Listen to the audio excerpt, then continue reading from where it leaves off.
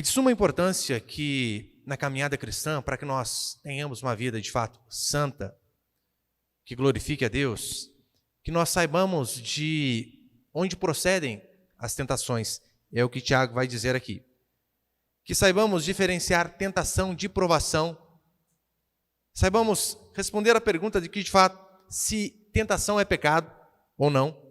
E, principalmente, qual é o processo desde que sejamos tentados até cedermos o pecado e colhermos desgraça e ruína por conta de nossa desobediência. É basicamente isso aqui que Tiago vai dizer. Lembra que ele vai dizer aqui nos primeiros versículos, que nós somos provados de inúmeras formas. E no versículo 12, não é o versículo de hoje ainda, mas acompanhe comigo. Por que a importância de eu e você resistirmos às provações e depois às tentações? Aqui ele vai dizer no versículo 12. Feliz é o homem que suporta a provação com perseverança, porque depois de aprovado, receberá a coroa da vida que o Senhor prometeu aos que o amam.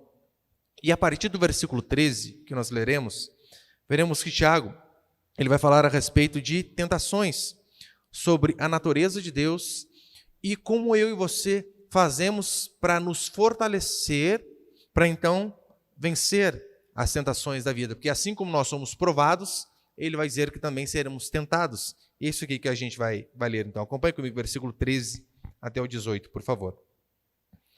Quando tentado, ninguém deve dizer, sou tentado por Deus, pois Deus não pode ser tentado pelo mal e a ninguém tenta. Mas cada um é tentado quando atraído e seduzido por seu próprio desejo ou sua própria cobiça, dependendo da sua versão. Verso 15. Então o desejo, tendo concebido, dá luz ao pecado, e o pecado, após se consumar, gera morte. Depois a gente lê o versículo 16 em diante. Olha para cá, por favor. Eu quero passar então 3 princípios aqui esta noite. Põe primeiro, por favor. O tema da minha mensagem é lidando com as tentações. Primeiro princípio, de onde procedem as tentações? John Owen, ele tem uma frase fantástica. Põe ali, por favor.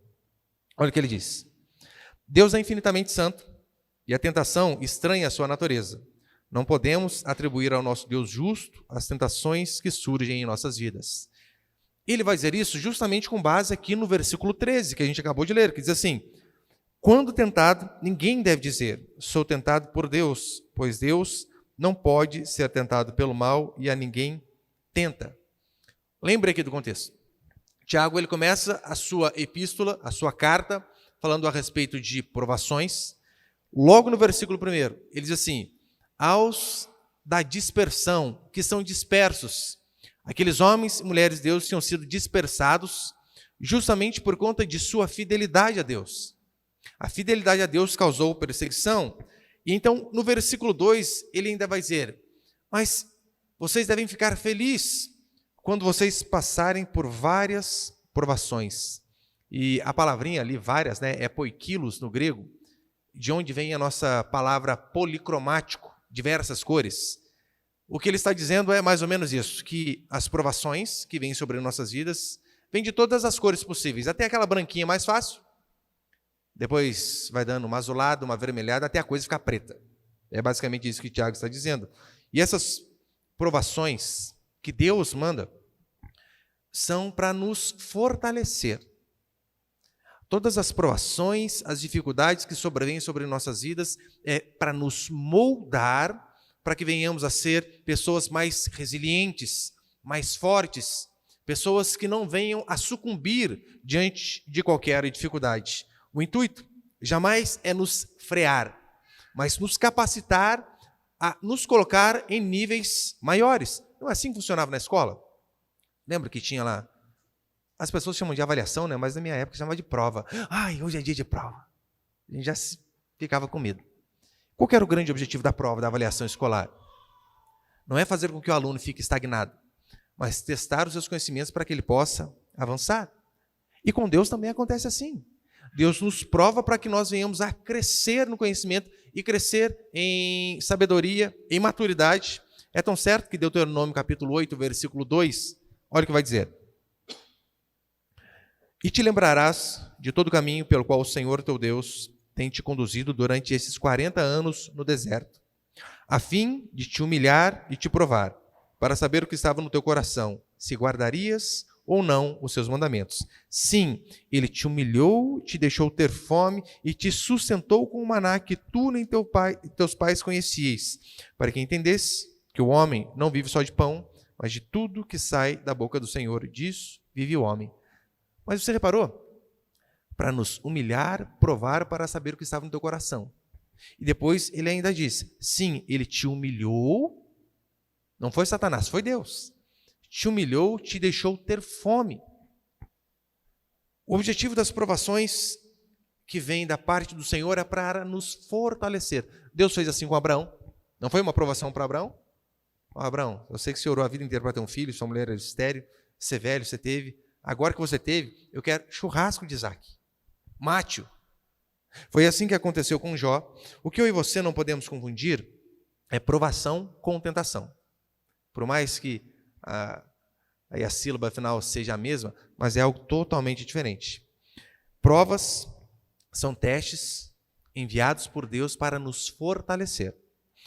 Tentações são armadilhas enviadas por Satanás para nos derrubar.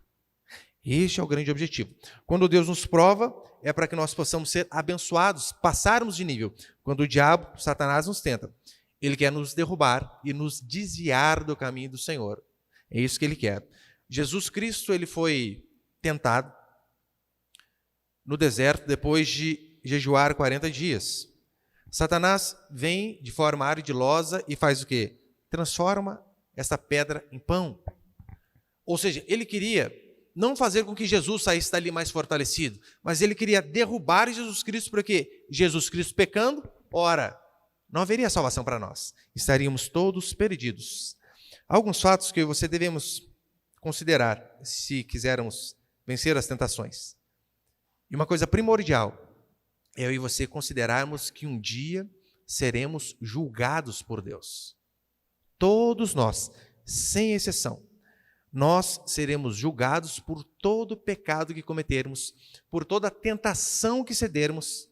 E Deus não vai se dar essa desculpinha, a tentação era maior do que eu. Mentira! Aí é outro pecado. Porque Paulo diz que juntamente com a tentação, Deus provê escape. Então não há desculpa para o pecado.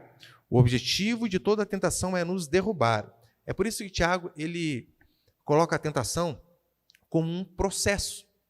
É igual bolo. O bolo não surge do nada. É necessário um processo. Que se junte os alimentos, que se quebre os ovos, que se aqueça o forno, que põe no forno, que se espere um período até que o bolo saia. Em relação à tentação, é a mesma forma. Pessoas não caem no adultério de supetão. Houve um processo. E é isso que Tiago vai dizer. E no versículo 14, ele começa a exemplificar isso. Acompanhe comigo. Mas cada um é tentado quando atraído e seduzido por seu próprio desejo. O primeiro processo nesse estágio é o desejo, ou cobiça. E o ser humano, todo ele, do mais velho aqui dessa igreja, do mais experiente, a criancinha mais bonitinha que a gente tem. Todo ser humano ele nasce inclinado para aquilo que é mal. Assim como o cachorro naturalmente late, o ser humano naturalmente peca. Cria um filho, sem colocar regras, sem dar diretrizes, e você vai ver que naturalmente ele vai fazer o que é errado. Por que você acha que precisamos dar uma boa educação aos nossos filhos? Ora, porque a má educação faz parte da natureza deles. E nós somos tão pecaminosos, que nós somos capazes de transformar desejos legítimos, instintos naturais que Deus colocou em nós, em algo pecaminoso. Por que eu digo isso? Veja se não é assim. Comer é algo fantástico. Por isso que a Bíblia diz, de banha e de gordura farta-se a minha alma. Gente, aquele contrafilé com aquele pedacinho de gordura é divino. Comer é fantástico. Só que nós conseguimos ser tão pecaminosos a ponto de transformar o pecado, transformar em pecado aquilo que é bom. Transformamos a comida em glutanaria. Comemos demais. Transformamos aquilo que é mandamento, descanso. Reparou que interessante? Deus, muitos mandamentos, ele dá apenas uma sentença, né? Não matarás, não furtarás, não adulterarás. Mas quando ele vai falar a respeito do descanso, ele gasta 4 versículos para dizer, você precisa parar para descansar, pelo menos um dia na semana. Tem que parar, tem que descansar. Dormir é algo fantástico. É um descanso que Deus ordena. Só que o ser humano ele consegue transformar isso de forma exagerada em preguiça e em pecado. Não é assim que funciona até na vida íntima. Deus fez o homem e a mulher, colocou-os no jardim do Éden e disse: sede fecundos e multiplicai-vos. A união íntima ali do casal é algo divino. Algo divino. É um instinto normal do ser humano. O homem buscar a mulher e a mulher buscar o homem. Mas o ser humano que cede a esse instinto fora do casamento acaba transformando aquilo que era bom em algo pecaminoso. Então, Tiago vem e nos diz: controlem-se. Cuidado com os seus desejos. Controlem todo tipo de desejo. De manhã, eu disse aqui para os irmãos, né? Ser gordo, de fato, é pecado. Pastor, isso é um absurdo. Não, não é. É Bíblia. Sabe por quê? O que é uma pessoa gorda? É alguém que não consegue ter o mínimo de domínio próprio. É alguém que não consegue controlar a boca. Alguém que não consegue resistir à gordurinha. Ora, se você não consegue resistir a algo natural, simples, e não vem com esse papinho de que, mas existe uma doença para isso, hipotiroidismo. Mentira! Sabia que eu conversava com um endocrinologista essa semana? O hipotiroidismo, que é a doença, né, que ou emagrece, e que na verdade engorda, ele dizendo para mim: olha, pastor, isso daí engorda no máximo 3 quilos por conta da retenção de líquido. O que muitas pessoas fazem é usar este diagnóstico para comer de forma desenfreada, para não segurar a boca, para pecar, porque gula é pecado e é assim que funciona. Então, é um problema hormonal. Não é. O problema hormonal não dá esse tamanho todo às pessoas. Só que eu sei, né, que alguns anos atrás, aquele bendito caso do Ronaldo, lembra? Ronaldo, jogador de futebol, desse tamanho, e ele dizia que ele tinha hipotiroidismo. E então, esse meu amigo médico dizia: aquilo foi uma vergonha para nós, porque não existe aquilo lá. E Tiago, ele vem ressaltar que todos os nossos desejos devem ser controlados, porque a boca não. De fato, o crente que está acima do peso, ou é porque jejua pouco, ou é porque come muito. Nos dois fatos, é falta de domínio próprio. Algo simples, mas não conseguimos ver o domínio próprio.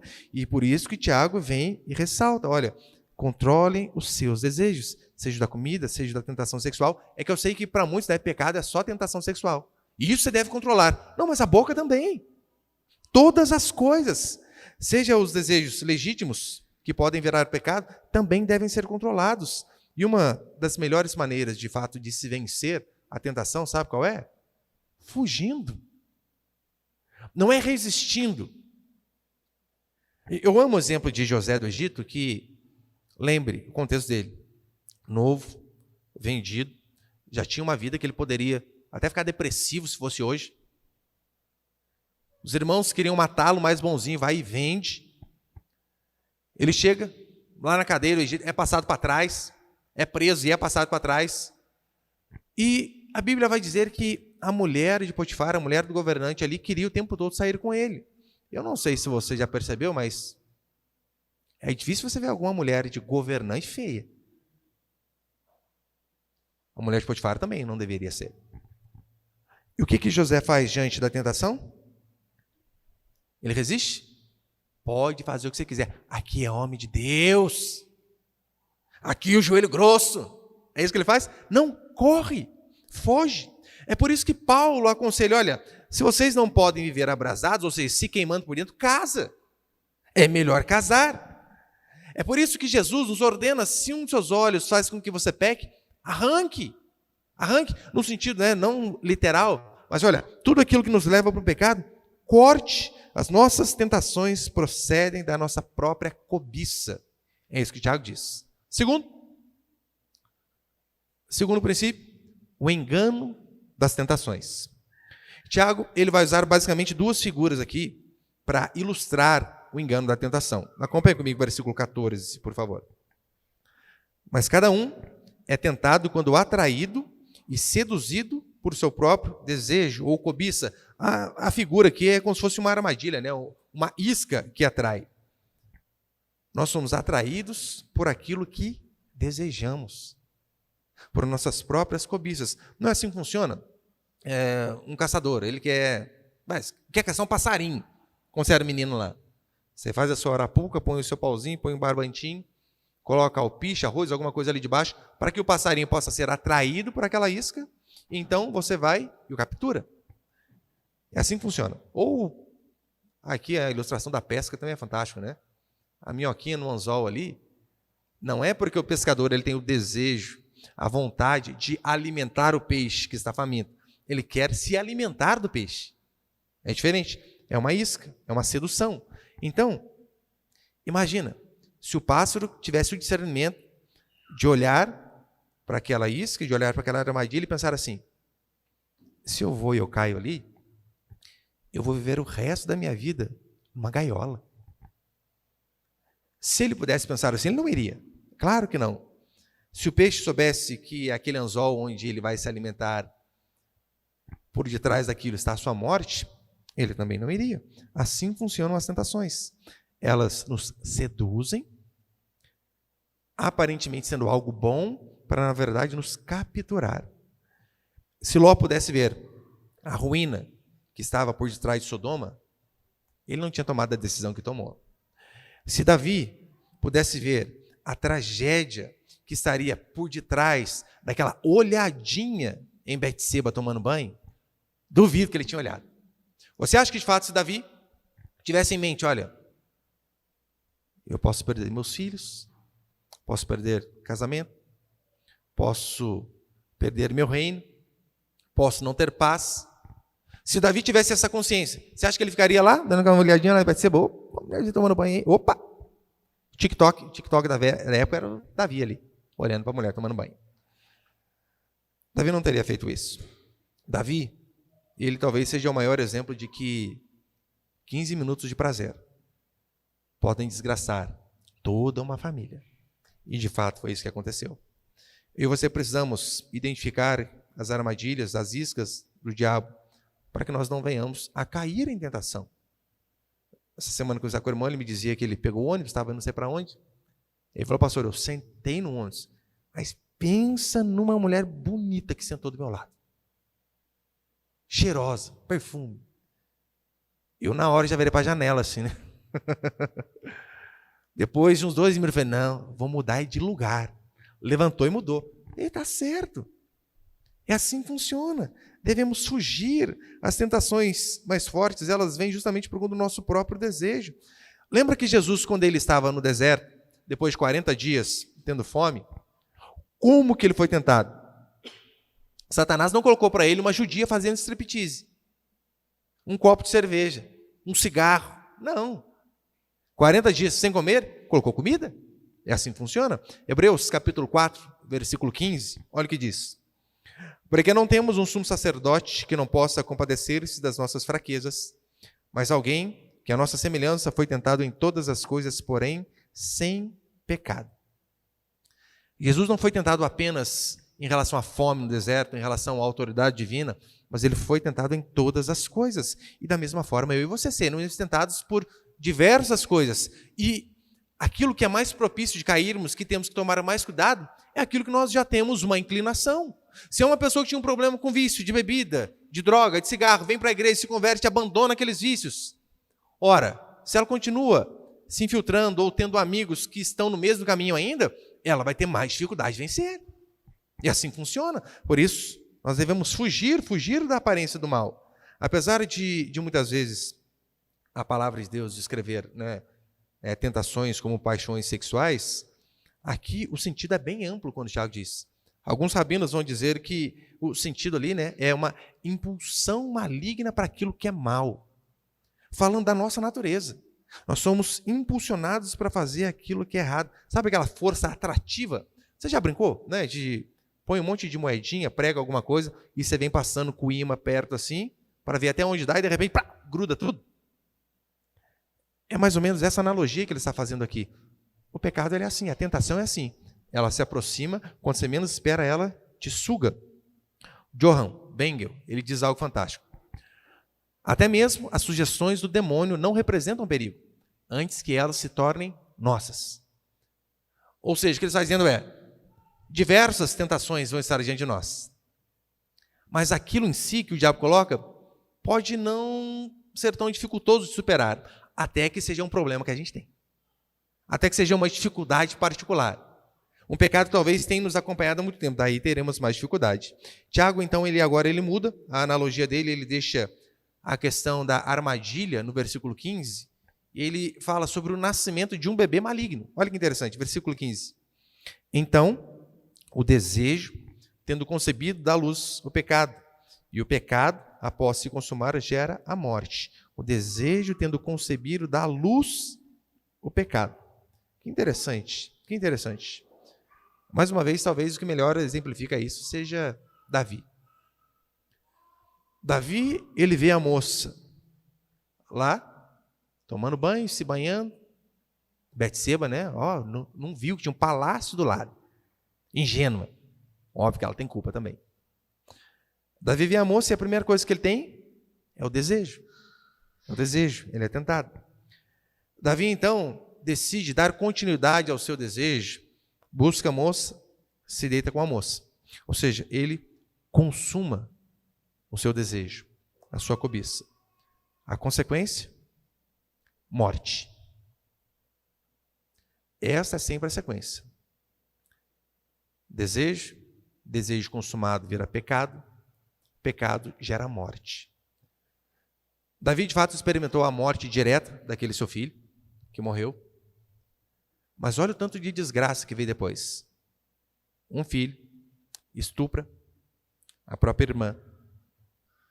Outro filho mata o próprio irmão.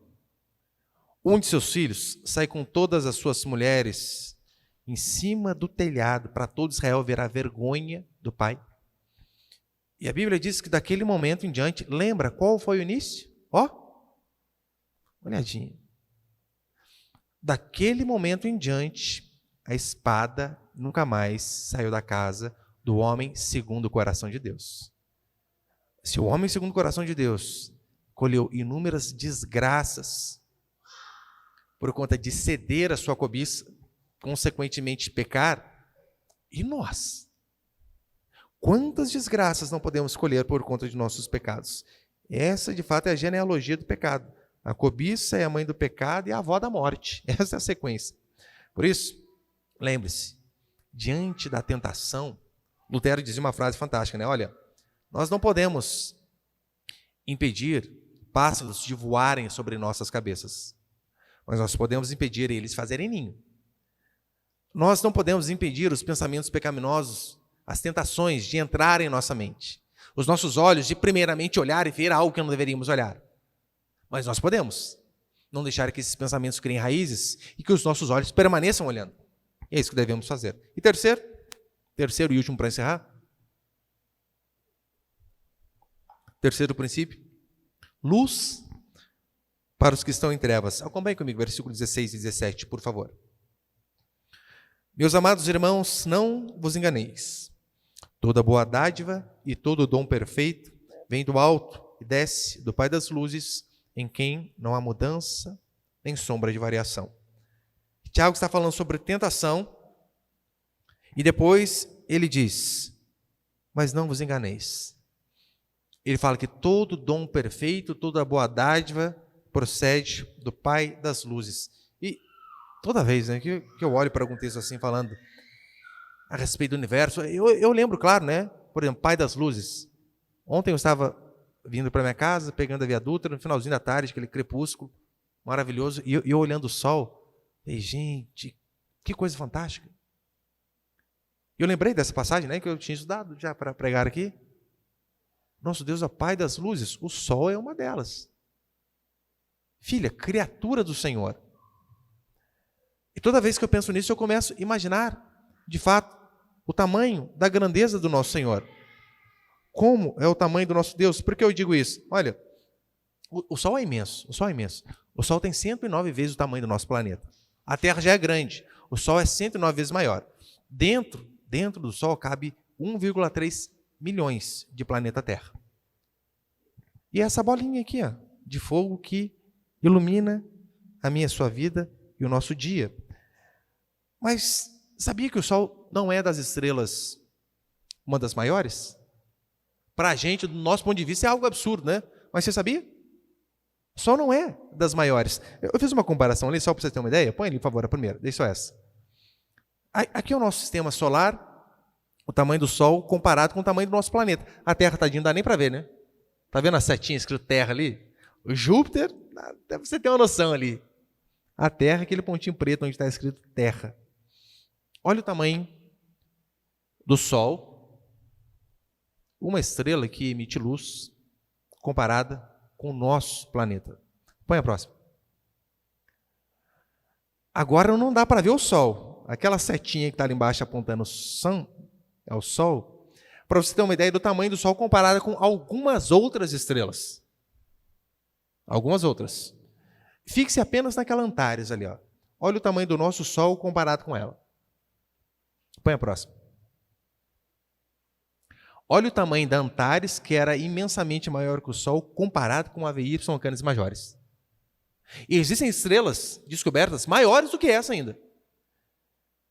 E Tiago vem e diz assim, olha, toda boa dádiva, todo dom perfeito procede do Pai das luzes, aquele que é Pai de todas essas coisas, aquele que criou todas essas coisas. Este nos concede boas dádivas e aquilo que você necessitamos para vencer cada uma de nossas tentações. João capítulo 8, versículo 12, tem ali? Então Jesus voltou a falar-lhes, eu sou a luz do mundo, quem me seguir jamais andará em trevas, mas terá a luz da vida. O brilho dessas estrelas não se compara ao tanto que Deus pode nos iluminar no caminho das trevas para que você venhamos a vencer as tentações do dia a dia. Portanto, lembre-se, eu estou encerrando, ao ser tentado, tenha sempre em mente, serei julgado. Qualquer coisa que eu faço de errado, na hora já pensei, Deus, tem misericórdia de mim, da minha esposa, dos meus filhos, porque às vezes acontece isso, por conta de erros nossos, outros pagam. Claro que pagam. O homem que não é um trabalhador, a esposa e os filhos pagam pelo preço? Claro que pagam. Se você tem um pai que foi um drogado, um alcoólatra, alguma coisa, ele fez errado, mas deixou problemas para você. Esta é a vida. Mas ainda assim, o que a Escritura diz é que quando há um coração quebrantado, embora Deus não nos isente das consequências, deixa bem claro, mas quando há um coração quebrantado, sempre vai haver perdão e misericórdia. Sempre. Davi é esse exemplo. Davi peca, Davi se humilha diante do Senhor. Lembra quando Natan vem contar aquela parábola para ele? Davi, tinha um homem que tinha várias ovelhas, mas então ele pega do vizinho que tinha uma só. Davi fica furioso. Onde já se viu? Tal homem deve morrer. Natan, homem de Deus, aponta o dedo para ele e diz, tu és um homem. Um dos motivos que eu acho que Davi era o homem segundo o coração de Deus é porque, ao ser confrontado de seu pecado pelo profeta, ele poderia fazer como João Batista fez, como Herodes fez. Herodes, confrontado por João Batista, arranca a cabeça. Um dos motivos que eu acredito que Davi era o homem segundo o coração de Deus é porque, ao ser confrontado do seu pecado, em vez de ele rasgar o profeta no meio, ele rasga o seu coração. Se arrepende, pede perdão, colhe as consequências? Sim. Mas você lembra que Davi, ele, depois de perder o filho, aquela mesma mulher, a qual ele tinha cometido o adultério, dá a ele um filho que reina no seu lugar? Isso chama-se graça de Deus. No versículo 18, para encerrar, olha o que diz. Tiago 1,18. Segundo a sua vontade, ele nos gerou pela palavra da verdade para que fôssemos como os primeiros frutos de suas criaturas. Quem nos gerou? Deus. É Deus quem nos gera como filhos seu. Apenas Ele. Assim como uma criança, ela não decide nascer. É assim que funciona com a gente? Você tá, igual a gente às vezes explica para a criança, né? Pai, onde que eu estava antes de nascer? Tem umas perguntas difíceis que as crianças nos fazem. Quando os meus filhos vêm com essas perguntas, eu digo, pergunta para sua mãe, vai lá. Pergunta. Eu jogo para a Raquel, pergunta lá. Essas perguntas para mim não. E às vezes alguns pais ensinam, você estava lá no céu, até que um dia você veio para cá, para a barriga da mamãe. Ninguém escolhe nascer. Você estava assim? Eu estava de boa na eternidade, eu decidi nascer lá na família daquele povo em Pinda, interior, Brasil.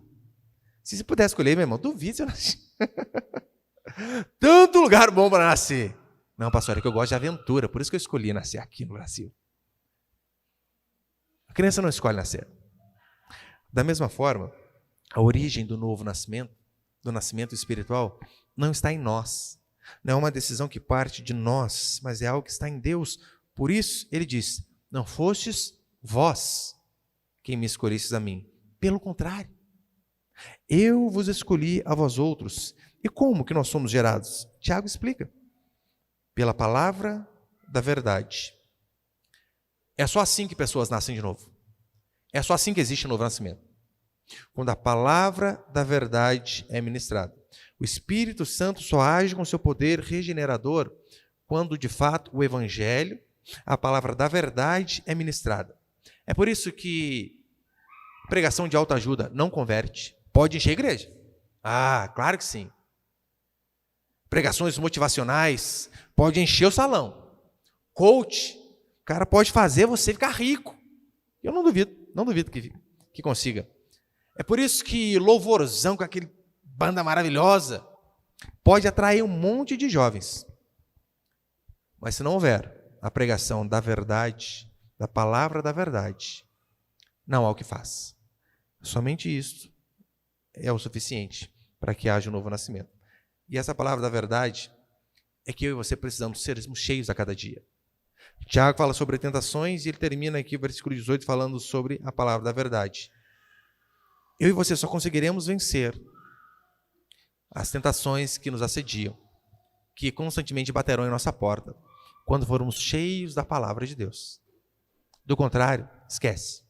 Lembra quando Jesus Cristo ele é tentado no deserto?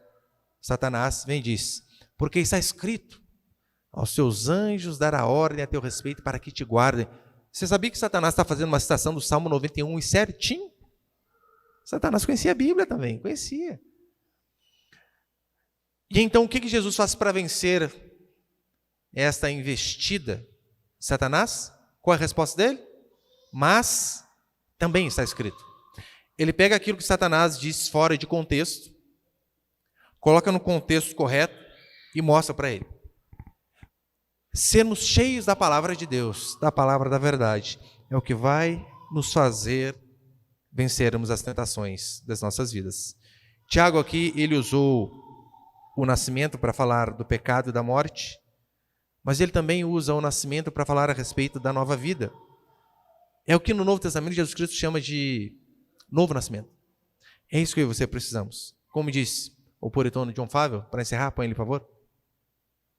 A palavra de Deus é a semente da qual somos gerados espiritualmente. E Cristo é o mediador dessa nova criação. Não há novo nascimento sem pregação genuína do Evangelho. Não há como vencermos as tentações se não formos cheios da palavra da verdade. Não há como andar em novidade de vida, vindo ao culto semana sim, semana não. Lendo a palavra de Deus vez ou outra. Você precisa ser cheio da palavra da verdade, e assim Deus vai nos capacitar a não cedermos às tentações e a vivermos uma vida que glorifique o seu nome. Amém, meus irmãos?